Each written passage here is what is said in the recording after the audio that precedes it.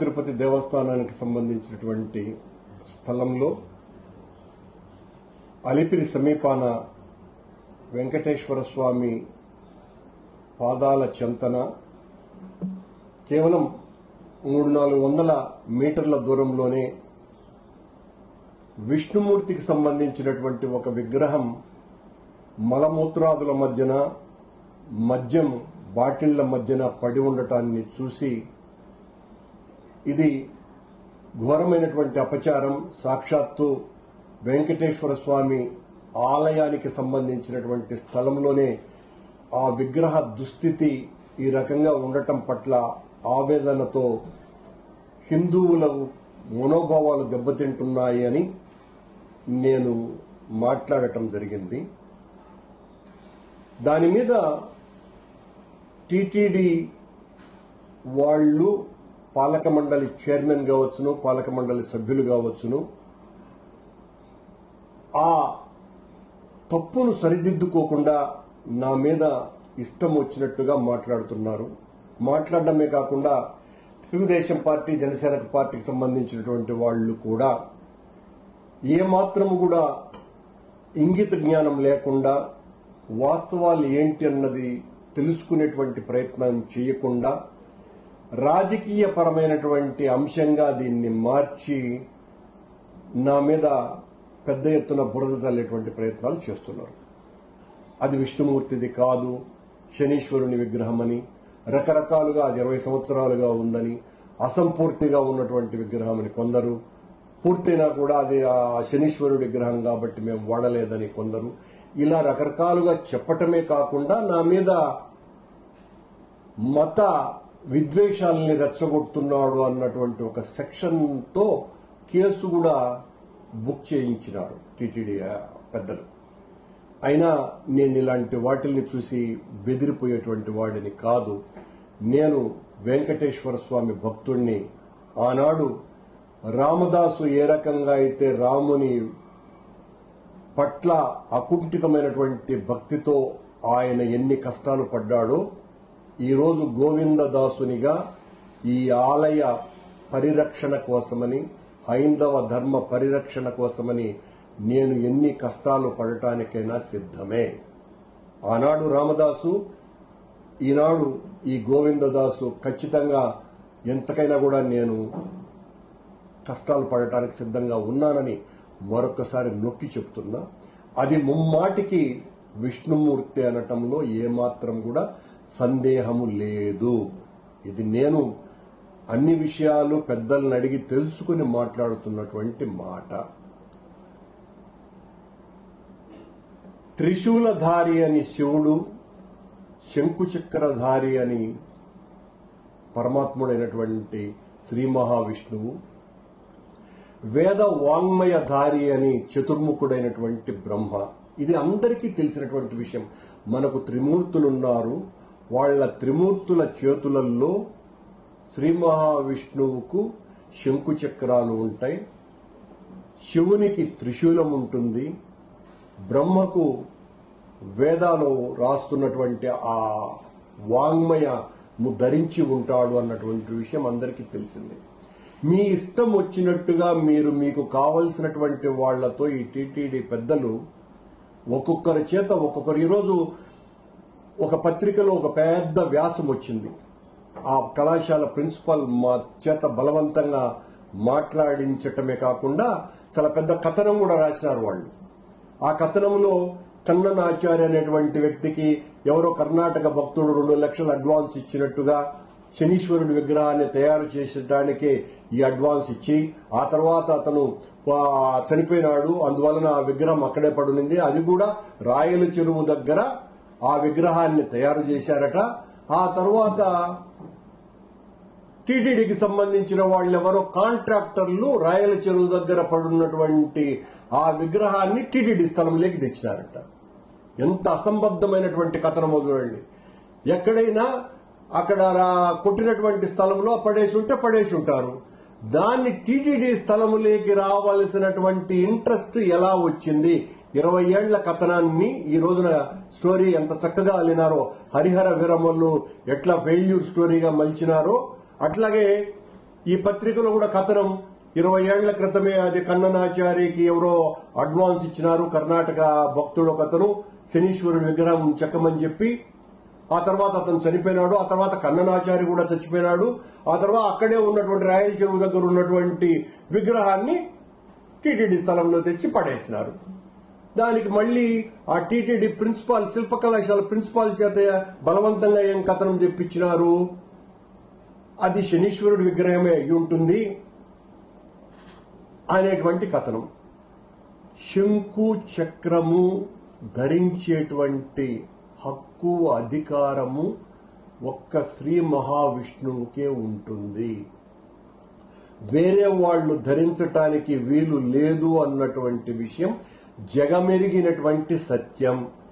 దాన్ని శంకు చక్రం ధరించిన తరువాత ఎవరైనా విగ్రహానికి ఆర్డర్ ఇచ్చి ఉంటే ఆ శ్రీ మహావిష్ణువుకు మరో రూపంలో కూడా చెక్కండి అని చెప్పి ఉండవచ్చునేమో గాని శంకు చక్రం ధరించిన తర్వాత అది విష్ణు విగ్రహం కాదు అని చెప్పటానికి ప్రపంచంలో ఏ హిందువుకు కూడా హక్కు లేనే లేదు.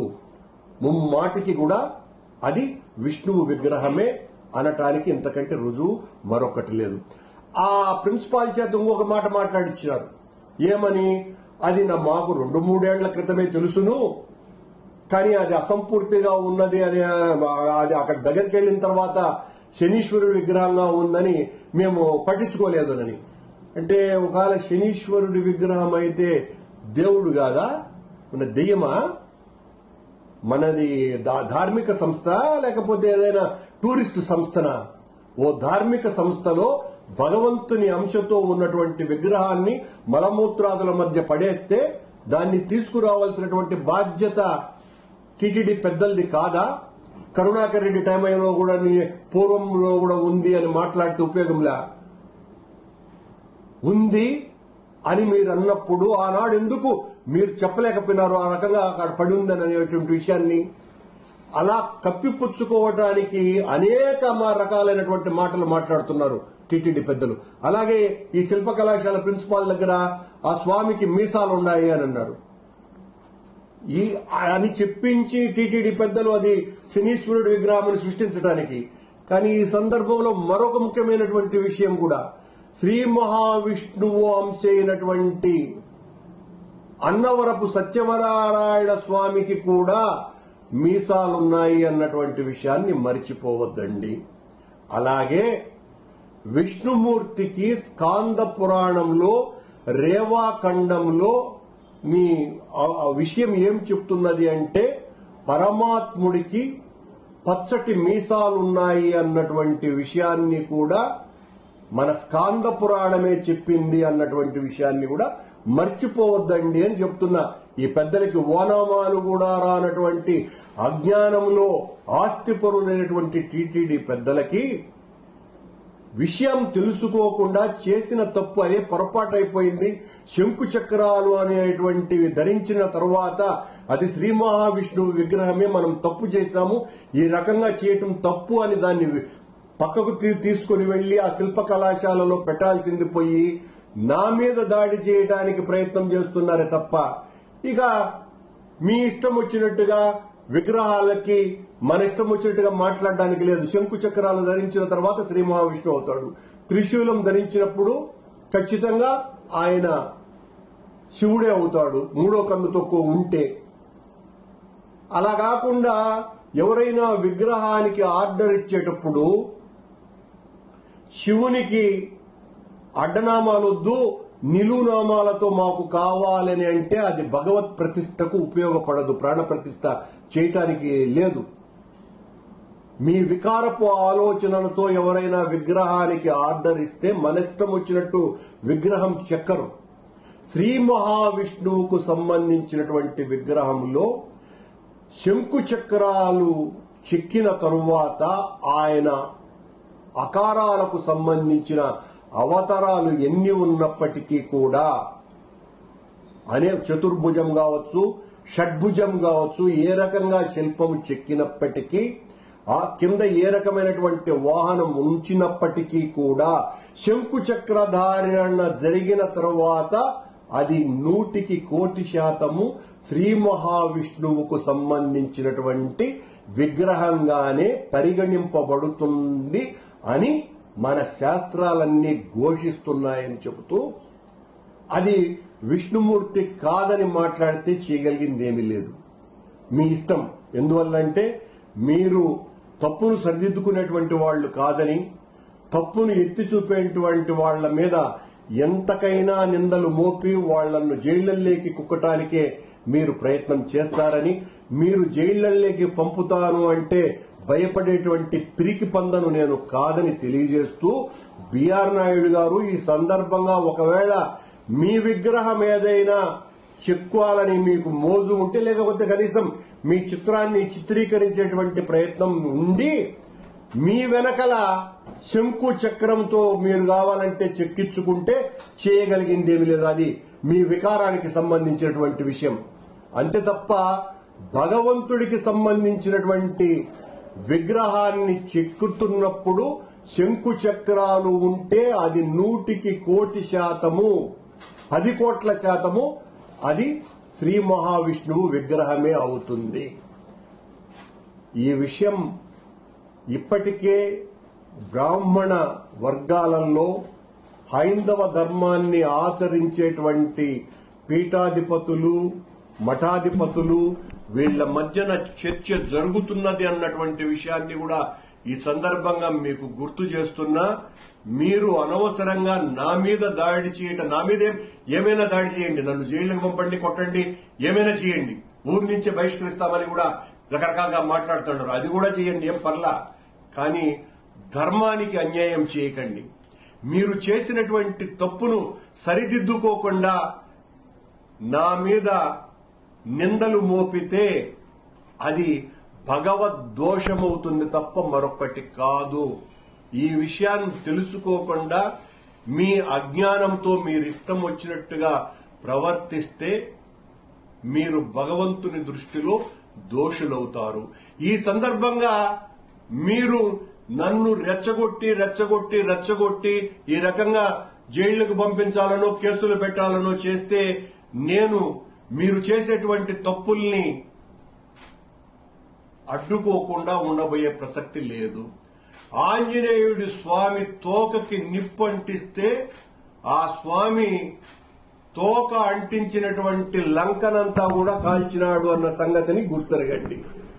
ఈరోజు నా తోకకు మీరు నిప్పు అంటిస్తే మీరు చేస్తున్నటువంటి అరాచకాల మీద మరింతగా పెద్ద ఎత్తున నేను నిర్విరామంగా పోరాడుతూనే ఉంటాను.